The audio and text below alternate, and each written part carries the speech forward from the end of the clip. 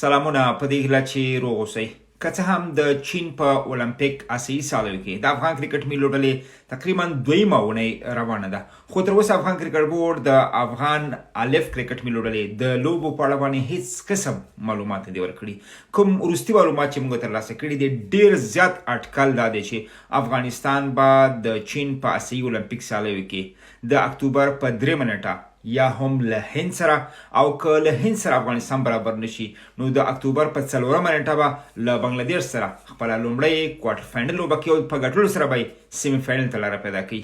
د افغانستان نه وړاندې که څه هم افغانستان کوارټر فاینل ته رسېدلی دی، خو افغانستان تر اوسه پورې په کوارټر فاینل کې نشته دی، ځکه په کوارټر فاینل کې 4 لوبډلې تر اوسه پورې ځای په ځای شوي دي چې هغه هند، پاکستان، سریلانکا او بنګلادیش دي. افغانستان هم